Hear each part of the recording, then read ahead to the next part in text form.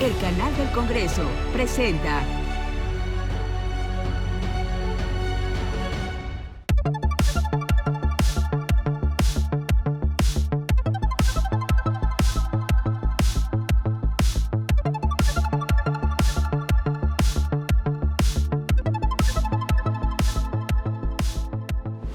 El ejército mexicano es un pilar en la historia de este país. Refleja las batallas que ha enfrentado la nación a lo largo del tiempo, la conquista por la patria, la consolidación de la independencia, la libertad y el camino autónomo. Creado como se conoce actualmente, el 19 de febrero de 1913, gracias al decreto publicado por el político Venustiano Carranza, esta institución se conforma por las fuerzas militares terrestres y aéreas, encargadas de salvaguardar la soberanía del Estado y la paz nacional.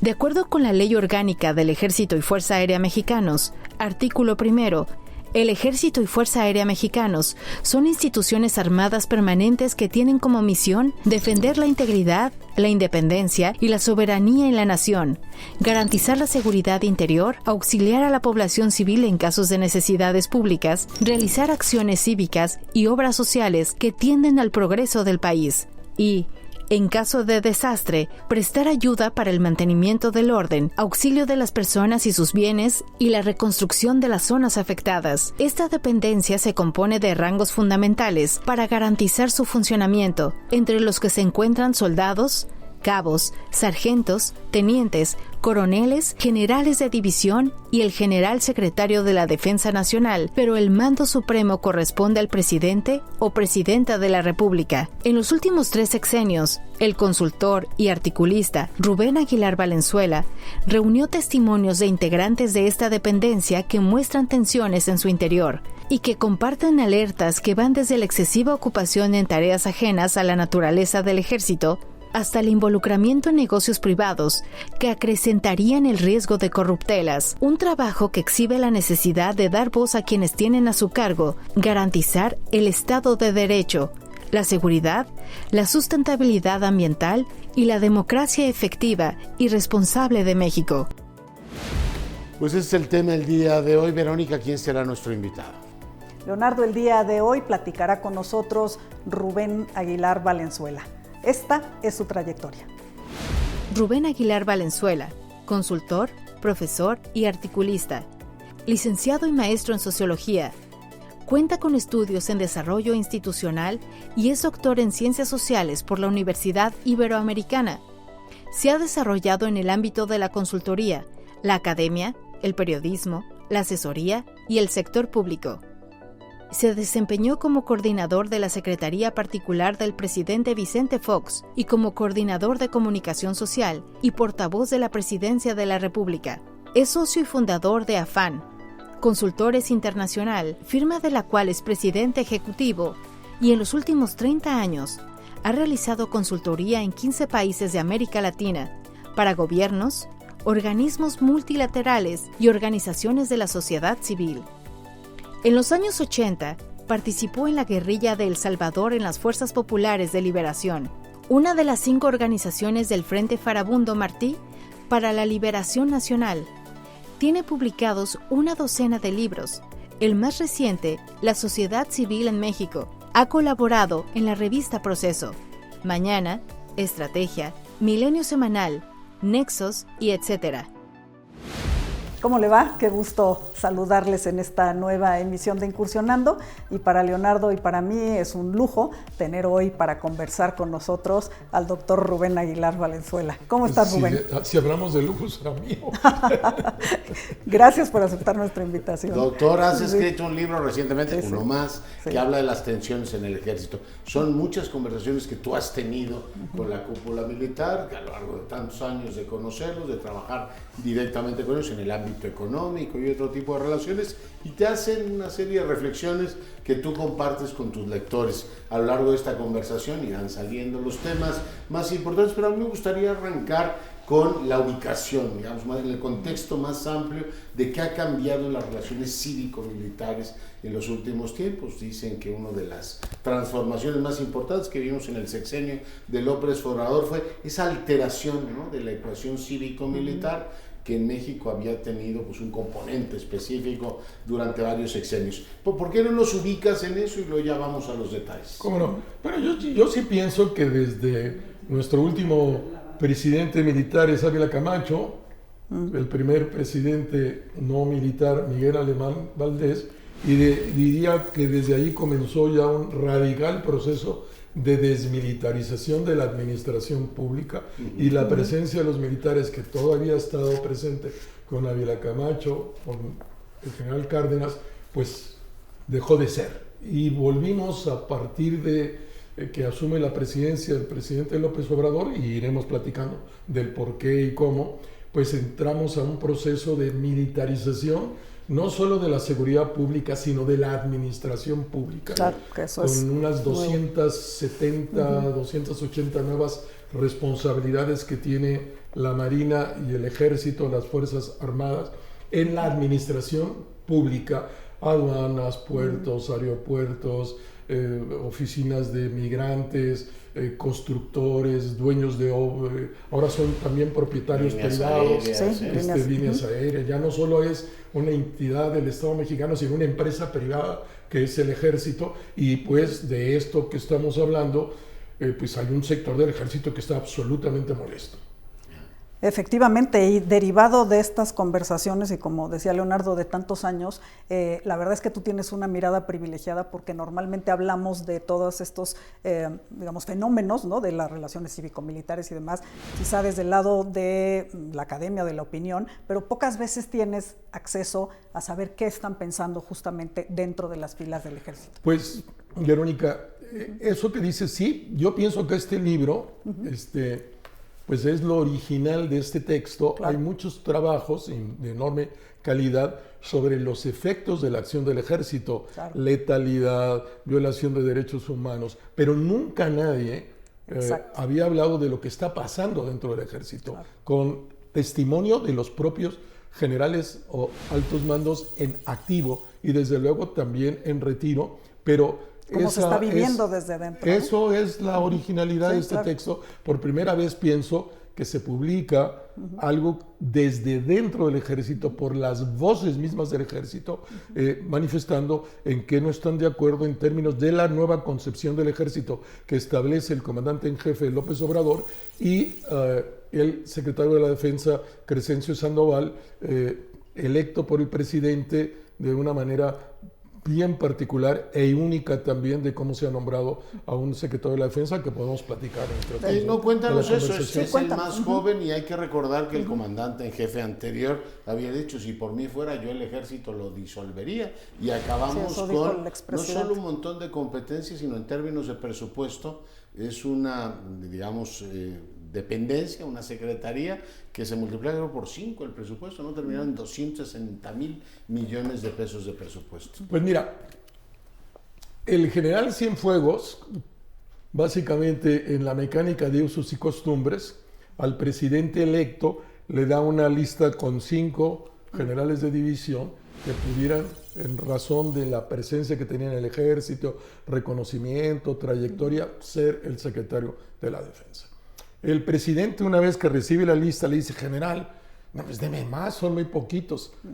El general Cienfuegos le da una lista de otros 10 y constituye una lista de 15 de los 26 divisionarios que había en aquel momento. Recordar que lo único requisito para ser secretario de la Defensa es, y eso sí está en la ley, es ser general de división. Y nada más. 3 estrellas. Y nada más. Y que no está escrito en la ley, pero los usos y costumbres es que nunca hay más de 27 divisionarios. Entonces, en ese momento había 26 y el presidente elige al 26, uno que ni en sueños pensó que podía ser secretario de la Defensa, porque no tenía trayectoria, era el más joven, acababa de llegar, no tenía un gran conocimiento del Ejército porque venía de la caballería, y la caballería es como marginal dentro de la estructura toda del Ejército. Y bueno, pues se establece desde la versión de los militares, altos mandos informantes en activo y en retiro, una relación inmediatamente de amo y esclavo, de dependencia absoluta de Sandoval, de su comandante en jefe López Obrador, que para eso lo elige, para tenerlo bajo control, porque en el ejército no significaba absolutamente nada, aunque sí era general de división y en razón de eso cumplía el único requisito que se necesitaba, ser general de división. ¿Tú ubicarías ahí un inicio de las tensiones, como dice tu libro, en el sentido de que en una institución que además tú, digamos, valoras mucho, ¿no? La formación castrense, y lo haces muy patente, de las virtudes que tienen de la lealtad, del patriotismo, en una formación de ese estilo, de disciplina, verticalidad y, como dices tú, de estos usos y costumbres, hay un primer foco de tensión entre, los generales existentes en activo y en retiro y el comandante supremo? Absolutamente, y se expresa de la siguiente manera. Los de en activo y los de retiro no se relacionan. Pero es impresionante, para mí fue muy impresionante en mis conversaciones, cómo piensan igual y cómo su análisis era igual en todo sin haberse puesto nunca de acuerdo. Entonces, de los de adentro y de los de afuera, me dijeron claramente, vamos a darle 2 años de beneficio de la duda por su falta de experiencia en el aparato, ¿no? Y pues ya veremos, y cuando me reunía y empezamos a intensificar las relaciones y los encuentros, siempre me dijeron, no vayas a escribir nada de esos 2 primeros años porque le estaba dando el beneficio de la duda. Al inicio del 4º año, pues ya habían pasado los 2 años del beneficio de la duda y empezaron a decir, el señor se alineó, es un sumiso de su comandante en jefe. La institución no tiene a un defensor de la institución, sino a un defensor de este proyecto que representa el comandante en jefe ahora, y podemos ir discutiendo cómo ellos sienten un enorme agravio de que se perdió de ser una institución del Estado para convertirse en una institución de partido, y que los generales dejaron ser generales de la República para convertirse en generales de gobierno. Ese es lo que ellos dicen. No lo estoy diciendo yo, lo están diciendo generales en activo y generales de división en retiro. ¿Y cómo, digamos, enmienda esa relación? Recordaba esa entrevista que le dio a La Jornada, diciendo, si por mí fuera, yo los hubiera disuelto. Arranca el sexenio, tú conoces muy bien la institución presidencial, diciendo, yo no quiero que me cuiden los militares, disuelve el Estado Mayor Presidencial. Dice, en realidad esta función la puede hacer cualquiera. Pasantes de por aquí y por allá, después esos pasantes se vuelven gente muy influyente, pero ese es otro tema, y es una especie de desprecio. A mí no voy a permitir ni que me controlen, ni que no. Después viene el discurso del general Gaitán, recuerdo, para cohesionar al mando, en ese momento en que decía, bueno, ¿y por qué Sandoval? Que terminó en La Jornada, ¿no? Y el presidente interpretó como golpista, pero ¿en qué momento López Obrador dice, pues en realidad esta gente es leal, trabaja para la República, y a pesar de los prejuicios con los que llegó, pues le fueron extraordinariamente leales y funcionales? ¿Cómo, digamos, operó ese cambio? Yo pienso que, utilizando también la versión de estos altos mandos, ellos piensan que eso ocurrió una vez que fue electo, ya es presidente electo, se da cuenta de la enorme capacidad y eficacia que tiene el ejército en términos de ofertar resultados, línea de mando vertical, oscuridad en las cuentas, y que el único que le puede garantizar todas las obras que él quiere en el espacio de su sexenio. O sea, no hay nada de impacto ambiental, las cuentas no salen. Como usted diga, señor. Como usted diga, presidente, y pueden hacer trenes y talucías y otros. Entonces él descubrió que entonces eran extraordinarios, era la estructura, y él inventa, diciendo que cuando llegó, es la razón que da, que cuando llegó, que todo el aparato de los civiles era corrupto. O sea, a López Obrador le hubiese encantado que el Congreso, los medios funcionáramos como ejército, ¿no? Como el ejército. Estamos totalmente de acuerdo. Totalmente de acuerdo. Y se acuerdan que el argumento que dio es que al llegar todo era corrupción, menos el ejército y la armada. Y que en razón la única estructura del Estado mexicano confiable para su proyecto era el ejército y la armada. Pero yo pienso que él se dio cuenta claramente como presidente electo. Ya estando sentado. Como presidente electo. Como Mira. presidente electo, de las conversaciones que pudo haber tenido con ellos. Porque al final acaba custodiando el ejército, viaja en aviones del ejército, o sea, de la Fuerza Aérea, claramente lo cuidan y protegen Palacio Nacional, ¿no? No había Estado Mayor, pero va igual, ¿no? Absoluto, y ahora sí hizo un gran cuartel frente a la chingada, para que lo proteja también, que no se va a ir nunca, desde mi punto de vista, seguirá viviendo Tlalpan los siguientes años. Pero bueno, de todos modos se mandó a hacer un hospital y se mandó a hacer un cuartel ahí en el rancho.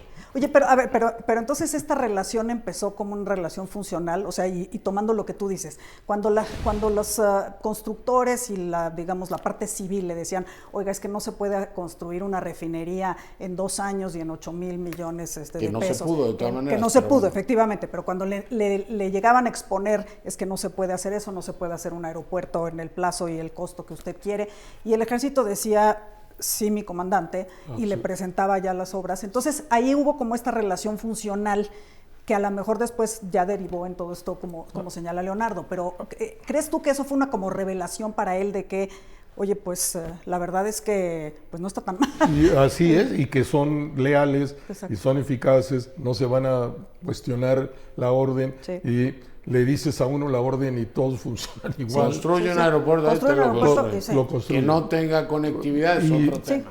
Así Pero fue. sí. Y además, pues eso, Ejecutar sin leyes de órdenes. impactos ambientales, sin dar cuentas a nadie, porque entonces te lo puedes relevar a que es seguridad nacional y porque vas a dar. Entonces era muy funcional para su proyecto. Descubrió la rentabilidad y él era el único que podía dirigir en directo como comandante en jefe, y en la tradición mexicana es que nunca un general de la defensa se opone a una orientación del comandante Sí, o en una jefe. instrucción, sí, claro.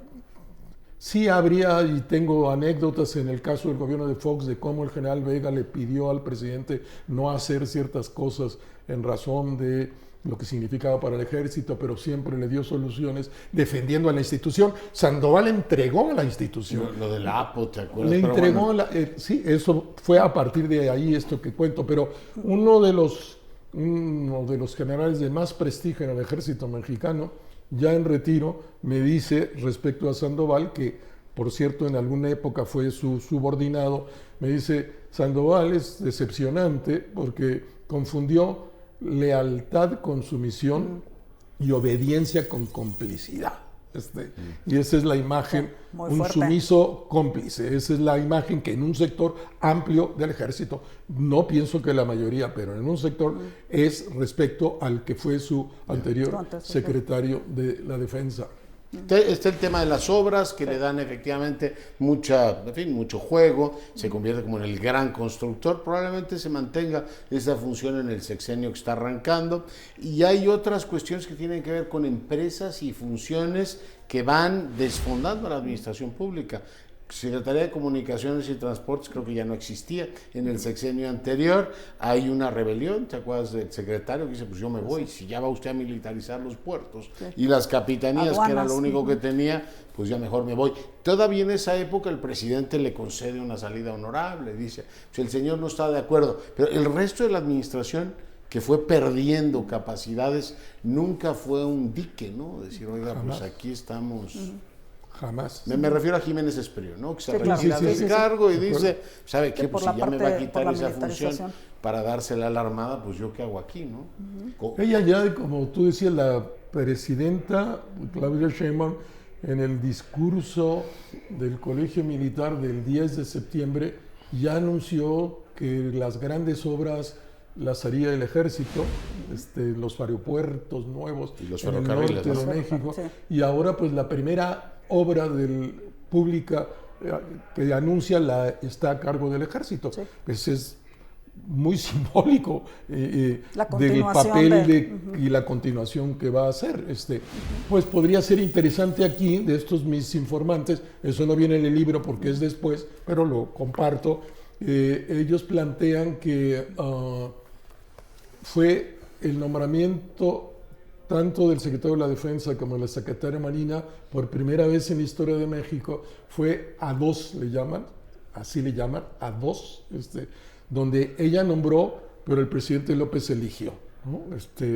Y que así se dio las cosas, y bueno, que implica entonces la continuidad, claramente. A mí ellos también, hace 4 o 5 meses, claramente me dijeron que eran estos dos, que fueron electos. Trevilla, por muchas razones de cómo se habían dado las cosas, y ellos conocen pues la estructura, como Trevilla lo habían estado placeando por diversas áreas del ejército, mayor, ¿no? ¿sí? Y Morales pero lo llevaron, estuvo en área administrativa, estuvo acá, lo placearon para que tuviera una visión, y asumen que es el militar de más alto rango que tiene la mayor visión del ejército. Y sí lo es, ¿no? Sobre Es un cualquiera. hombre, creo que muy completo, a es. diferencia de lo que se argumentó con Sandoval, ¿no? Así es. Efectivamente, y bueno, ya veremos cuál es tu visión justo de aquí para adelante en materia del papel del ejército, pero a mí me gustaría regresar a uno de los temas fundamentales también que ha estado en el escenario, que es la creación de la Guardia Nacional. Como este cuerpo, de hecho, en esta casa, en el Congreso, se aprobó por todas las fuerzas políticas, también como una idea de decir, vamos a darle al gobierno los instrumentos que está demandando, sobre todo por una crisis de inseguridad que la seguimos viviendo. Pero ¿cómo se vio desde adentro la creación de la Guardia Nacional y la manera de integrar justamente a este nuevo cuerpo? Voy a mezclar elementos del texto, Exacto. el libro que estamos comentando, y el posterior al texto. En la Guardia Nacional, no, ya constituida la Guardia Nacional, como fue constituida, 2019. asumían que no querían y que no convenía ni a ellos ni al ejército ser incorporado como una unidad más del ejército. Exacto. Y plantearon la idea de un órgano desconcentrado. ¿Con mando civil? No, con mando militar, dependiendo de la Sedena, pero como un órgano desconcentrado, como la Secretaría, como el Instituto Nacional de Antropología y el Instituto Nacional de Bellas Artes, dependiendo de cultura, pero con el ámbito de órgano desconcentrado, con una enorme independencia, autonomía, ¿no? Posibilidad de desarrollo, etcétera, etcétera. Pero originalmente sí era con la idea de que fuera un mando civil, que fue lo que se aprobó en 2019. Ya, como te estoy planteando, ya en este momento no, ya con un mando militar, pero sí. desconcentrado, Okay. Desconcentrado. Y que podría ser alguien que ya en retiro, no sí, como quedó la ley que tenía que ser a fuerza. Que así fue, ¿no? Bucio literalmente lo trajeron exactamente, anuncia el retiro y es el ellos me pidieron que escribiera esto que estoy diciendo, y lo escribí y salió publicado en Animal Político 1 mes y medio antes de esto, porque ellos, para no ser insubordinados y no hacerle llegar a la presidenta electa por su cuenta, porque hubiera sido un acto de subversión, que lo pudiera leer. En todo caso, en la visión de estas personas, en el día de hoy, estoy hablando del sábado pasado, ven como positivo de que sí está caminando el ponerse de acuerdo en algo admisible, de cómo la Guardia queda dentro, como una estructura, pero con una serie de cosas. Por ejemplo, planteaban como problemas, a ver, en bruto, un soldado es entrenado para matar, un policía para hacer presos. Sí. Entonces, investigar también, investigar, ¿no? y hacer presos. Que ahora le agregaron esa función. A la Guardia Nacional, en bruto. sí, Entonces, ¿qué? Ya la Guardia Nacional, el Ejército, la Fuerza Aérea, la Guardia Nacional, entonces, van a tener solo un colegio militar, el mismo colegio militar, entonces los que van a ser policías van al colegio militar, o van a tener que hacer 2 colegios militares, uno para policías, una academia para seguridad pública. Es un pública. Desastre para ellos y sus maneras de pensar y de considerar. La formación militar es un elemento vertebral para ellos. Vertebral y extraordinariamente bien resuelto, y tienes una enorme, la carrera es larguísima para poder hacer desde que entraste al colegio, Escuela Superior de Guerra, exactamente, CEFA, y años en el cargo. años de Sí, coronel, años de teniente. Una carrera, ¿no? Una carrera larguísima. verdaderamente, sí. Larguísima. Y no puedes llegar más que a una X cantidad de años por cómo funciona la carrera para ser general de brigadier y luego general de brigada y luego la posibilidad de general de división. Desde ahí está en cuestión. Claro. Porque son dos... Y requiere dos vocaciones incluso distintas, ¿no? Claro, totalmente. Es bien distinta la vocación de policía que la vocación de soldado, pero ahora pues todo eso se lo borraron. Sí, no, el principio es la proximidad social, ¿no? Tú puedes tener una tropa desplegada que contenga, pero es lo mismo que la proximidad social que hace la policía, ¿no? Con lo cual ha generado problemas de, digamos, relaciones cívico-militares en el y como terreno. decías tú, pensar en un militar que sea coadjuvante del Ministerio Público. Y déjame nomás añadir. Te dejo que digas lo que quieras, pero tengo que poner una pausa. Volvemos. Eso sí. De acuerdo con la Sedena, el año con más civiles muertos por enfrentamiento con el ejército mexicano durante el sexenio de AMLO fue en 2020, con 233.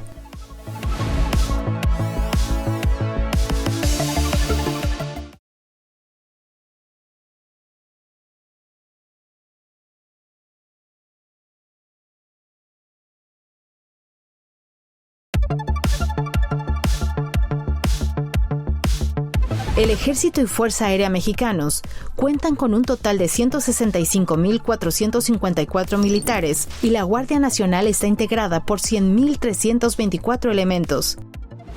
Seguimos en esta interesante conversación con el doctor Aguilar. ¿Ibas a decir?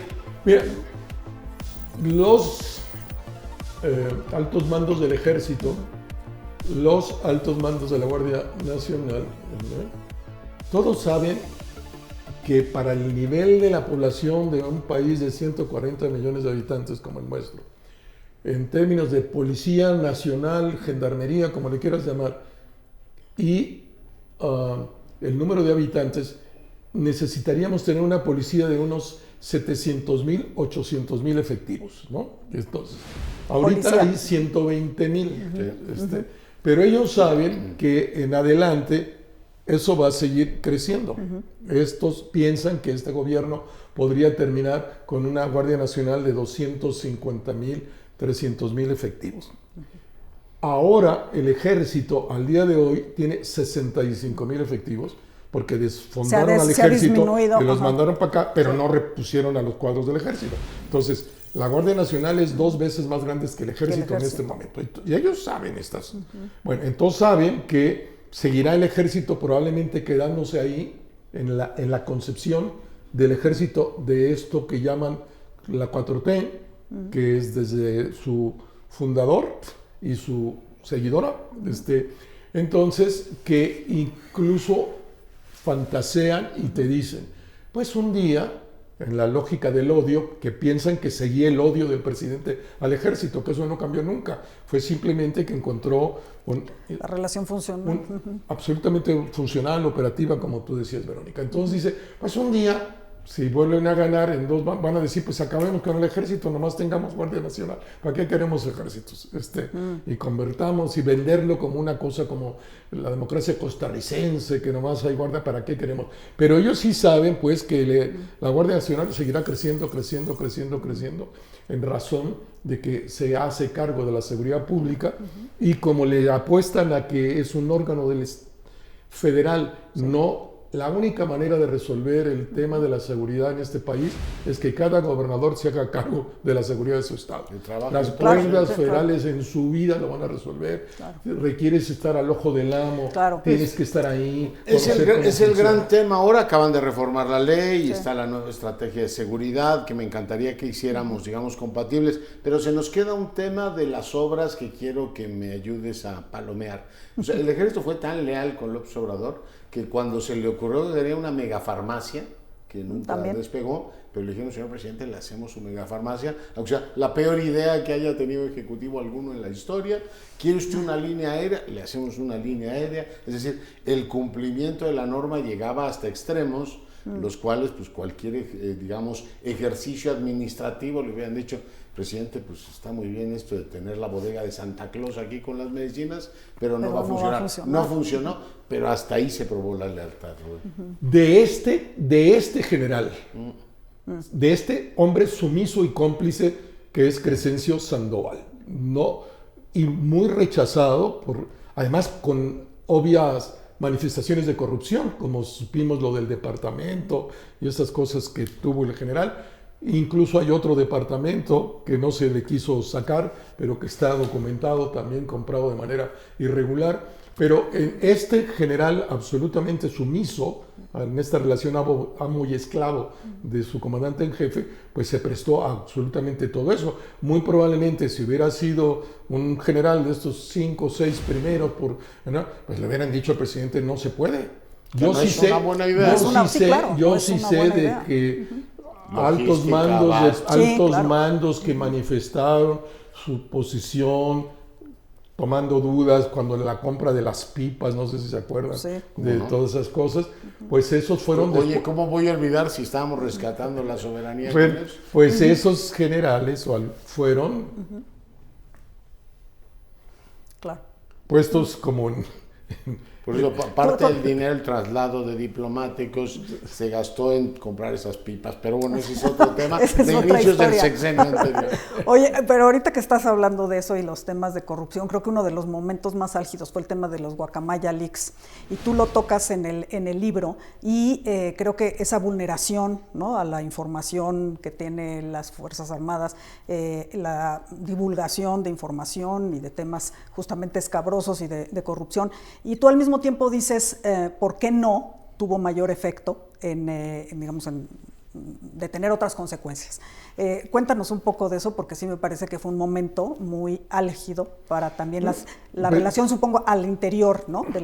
Pues es increíble cómo funciona la exactitud de la información del ejército, porque todo lo de los viajes, pues lo sabemos con exactitud, porque todo estaba documentado por la propia particular del secretario, y por eso esa información estaba ahí, a dónde fue la señora, a qué tienda, con qué amiga, a quién invitaron, en qué hotel, etcétera, porque pues el ejército hace todo, sigue siendo hoy día, con mucho, la mejor estructura de inteligencia del país, ¿no?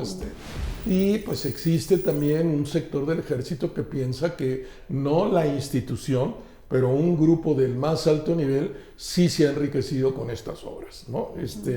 Claramente se ha enriquecido con estas obras, y que básicamente lo que ha caminado es que, pues sí, los civiles se llevaban el 20%, y ha sido como una lógica, 20% de las obras en la administración pública mexicana, pues eso pasa ahora a los que hacen esas obras, y bueno, ahí están concentrados unos cuantos, y sí hablan de acciones de corrupción al interior de la cúpula. Que no, o sea, no hay un ejercicio de rendición de cuentas mayor. Y si no hay rendición de cuentas, tú ciudadano, los que estamos aquí platicando y los que nos están oyendo, tienes derecho a pensar que hay corrupción. Hay algo. Y que se está escondiendo. ¿Seguridad nacional de qué? ¿Qué va a tener seguridad? Está el tren aquel de Sonora y varias más. Ahí hay dos temas muy importantes, porque la Secretaría de la Defensa por muchos años, por las funciones que tenía, pues manejaba información reservada, era la seguridad nacional, pero cuando te asignan obras civiles normales, no estamos hablando de instalaciones nucleares para defendernos de algún enemigo potencial, sino trenes y cosas absolutamente normales.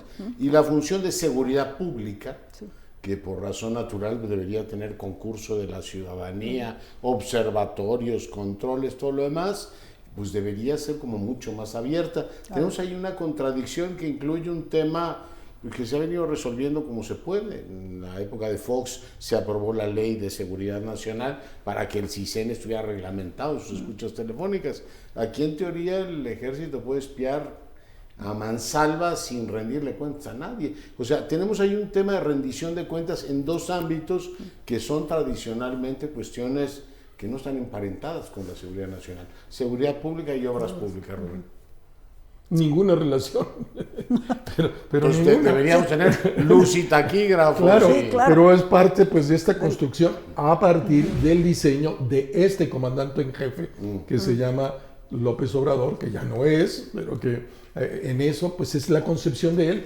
Y en el libro viene también algo que molesta mucho a un sector del ejército, y diría yo que prácticamente a todos los generales de división en retiro, prácticamente a todos, que es esta como pérdida de identidad de la estructura institucional del ejército, ahora hacedora como Secretaría Milusos, dirigida directamente desde Palacio Nacional, con un secretario que no es secretario, sino es peón de un señor que es comandante en jefe. Esa es como más o menos así la visión. No es de Rubiel Aguilar, es la visión de estos altos mandos al interior y al exterior. Y hablan de distorsión de la estructura institucional. Usan la palabra distorsión para referirse a lo que ocurrió en el sexenio pasado, como el comandante en jefe distorsionó la estructura institucional construida con tanto trabajo para hacerla una secretaría chiclosa, que puede hacer de todo, que reparte juguetes, hace bancos, construye hace carreteras, es dueña de empresas privadas, los hoteles allí del tren, etcétera, etcétera, etcétera. Y que pues es muy difícil, con la pérdida de identidad del ejército, la desdibujamiento del ejército, que incluso violenta en versión de ellos la Constitución, con el aval y la anuencia del comandante en jefe y del secretario de la Defensa, pues volverle a dar como una personalidad, como la fuerza, sí, claro. Borrado. La estructura institucional que se construyó, digamos, en este proceso desde el fin de la Revolución Mexicana hasta 2018, eso está borrado y seguimos en ese borramiento. Sí. Ahora la comandante en jefe pues ya dijo que el ejército seguirá construyendo, seguirá haciendo las mismas tareas que tuvo antes, y si ya estás en esa, pues le puedes dar otras más. Déjame preguntarte en dos vertientes, un tema que me parece muy importante y del cual tú tocas en varios puntos aquí, la imagen del ejército. Y te la pregunto hacia el interior y hacia el exterior, porque hacia el interior el ejército mexicano consistentemente ha sido una de las instituciones más respetadas, más valoradas, junto con la iglesia, las universidades y demás. ¿Qué efecto tiene esto justamente cuando tú sacas al ejército de sus funciones y lo haces partícipe de todas estas tareas en la imagen del ejército al interior y hacia el exterior? Porque sí tenemos conflicto con instancias como la ONU por el tema de los desaparecidos, como la Comisión Interamericana de Derechos Humanos por la militarización. ¿Cómo impacta esto en la imagen del ejército? Yo pienso que todavía no modifica la visión de la sociedad mexicana el aspecto positivo de la institución. Sí, en única encuesta que también viene ahí, de tanto la gente de simpatizantes de Morena como los no morenistas, lo que sí no aceptan es esto, que el ejército sea dueño de la empresa, que sea constructor, que esas cosas sí no les gusta. No les gusta, con altos porcentajes, 70, 80, que no están de acuerdo. Rechazo. No están de acuerdo que fueran candidatos a ningún puesto de elección popular. Claro, pero siguen la imagen positiva de la institución, que está en los desastres, y el DN3 y esas cosas, y la vida institucional. Pienso que si seguimos así, sí, pero pienso que sí se va a ir desgastando y degenerando a partir de que sí hay rechazo mayoritario a cargos públicos, a obra pública, a dueño privado. Y eso sí pienso que va a terminar por afectar la imagen de la institución, pero que no ha ocurrido, digamos, en estos primeros 6 años. Y cuando le das la función de seguridad pública, sí, claro, ya hay cada vez más observatorios. Oye, perdón, nada más las agencias internacionales.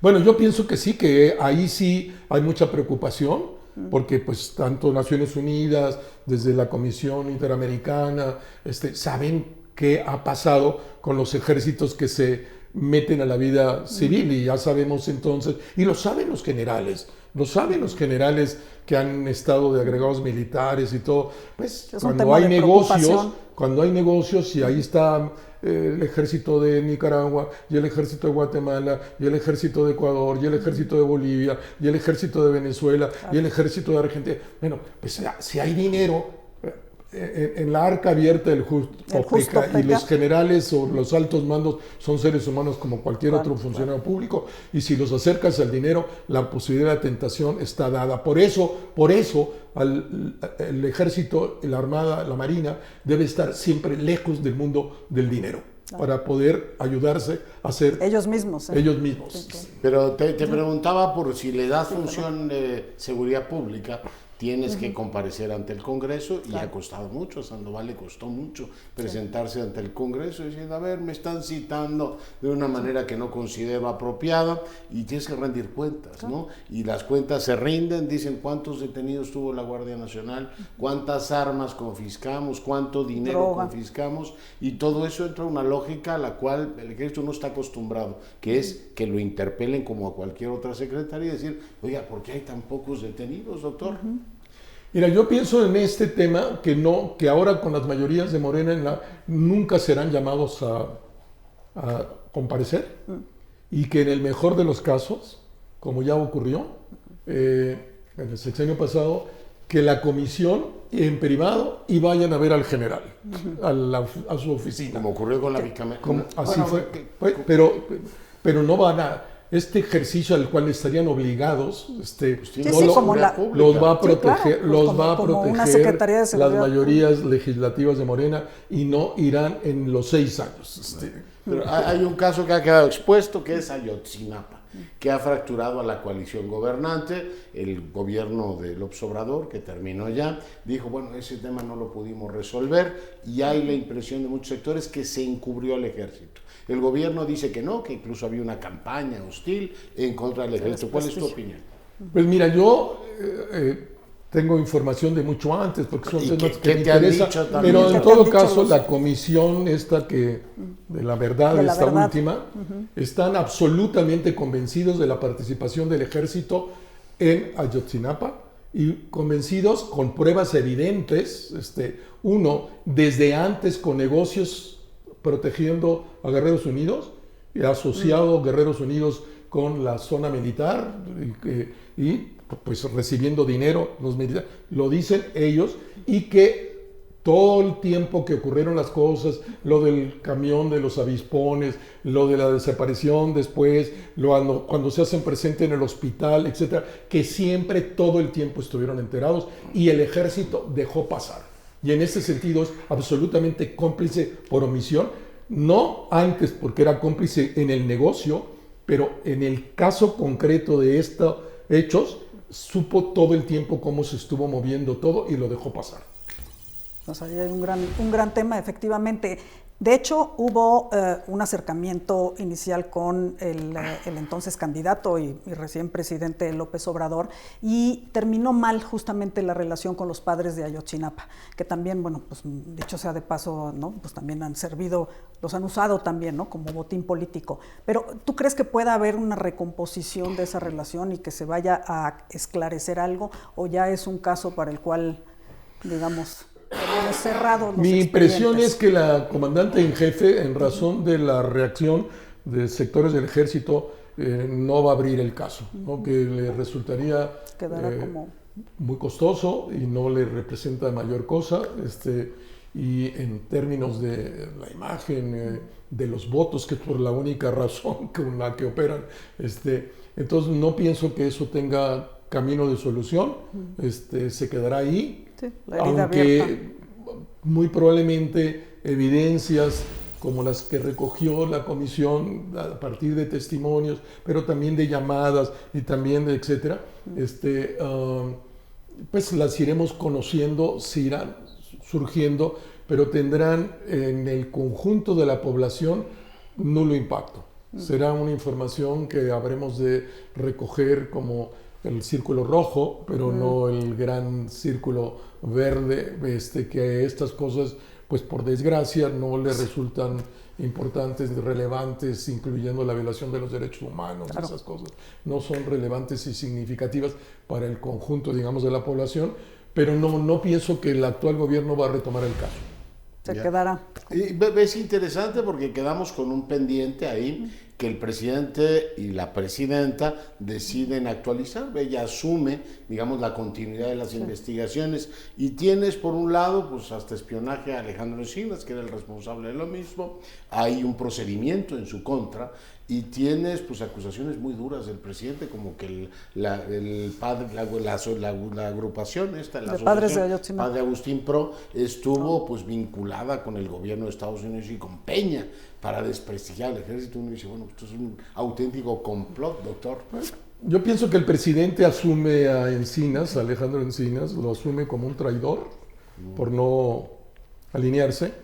Como Alejandro, yo quiero un hombre decente, sí tiene toda esta información y sabía cuál era el papel del ejército, él pensó que esta comisión pues lo iba a apoyar y lo iba a ayudar, y entonces, pero por alguno de los, comiendo ayer con uno de los integrantes de esta comisión, por ejemplo, durante todo el sexenio, el presupuesto que debería de haberles pasado a Hacienda nunca les pasó ningún peso, a pesar de que estaba inscrito en la ley. Y el dinero como de la caja chica lo sacaba Encinas desde la Secretaría de Gobernación para apoyarlos y que pudieran funcionar. Como sabrá Dios. Pero bueno, pues al final lo marginaron, lo sacaron de la pichada, porque él sí sabía y él sí quería que el ejército fuera llevado a juicio a partir de la información que él la conoce López Obrador, la conoce Claudia Sheinbaum, la conoce Trevilla, la conocía Sandoval. Digo, no quieren actuar con esa información, pero la información la tienen, como la tienen los padres. Claro, y por eso es esta ruptura, por eso esa ruptura. Oye, nos quedan un par de minutitos y nada más quisiera tu opinión justo de hacia dónde vamos en materia de seguridad, y en todo caso, ¿qué es lo que debería suceder? Para mí, lo que yo oí, la estrategia de seguridad del martes, es una decepción brutal. Es un señor que no tiene un elemento a dirigir, hace la estrategia, pues todos los elementos están en la Guardia Nacional, en el Ejército. Entonces volvió a repetir mecánicamente lo que han dicho todos, causas que es criminalizar a los pobres. Yo no estoy absolutamente en desacuerdo, y más inteligencia. ¿Inteligencia para qué? Conocen todo y saben todo. ¿Cuántos gobernadores están metidos con el narco? Hay 12, ellos lo saben, son de ellos. ¿Cuántos presidentes municipales? ¿Cuántos jefes de policía? No, todo se sabe, lo tienen. El punto es hacer una estrategia que enfrente. No quieren hacer una estrategia que enfrente al crimen, no quieren hacer una estrategia que les quite los recursos. Y bueno, tengo que citar, porque solo ha habido una gente en este país que lo ha intentado y lo logró, y fue extraordinariamente exitoso, el gobernador Moreira de Coahuila, que dijo: me voy a hacer de mi propio ejército, mi propia policía, les voy a cortar el recurso, y bajó de 45 homicidios dolosos por 100,000 habitantes al irse a 4. Y como los dos gobernadores que han seguido, no hay casinos, no hay peleas de gallos, no hay giros negros, todo como se alimenta el negocio, pues tiene los mismos niveles de un estado como Yucatán, que es el estado con menos homicidios dolosos por 100,000 habitantes, en razón de donde está y una serie de cosas. Pero no veo que... O sea, sí hay recetas exitosas. Es no hacer nada y volver a dejar que el narco siga controlando 1/3 del territorio nacional, una serie de actividades, cada vez más metido en la política. Eso pienso yo que fue la estrategia de seguridad que se presentó el pasado martes. Doctor, ha sido un placer tenerte con nosotros. Igual para mí. Muchas gracias, Rubén. Sin duda, interesantísimo y mucho material para reflexionar. Lea el libro Tensiones en el Ejército por Rubén Aguilar Valenzuela. Y desafortunadamente, Leonardo, por hoy se nos acabó el tiempo, pero los invitamos a que la próxima semana nos veamos aquí en una emisión más de Incursionando.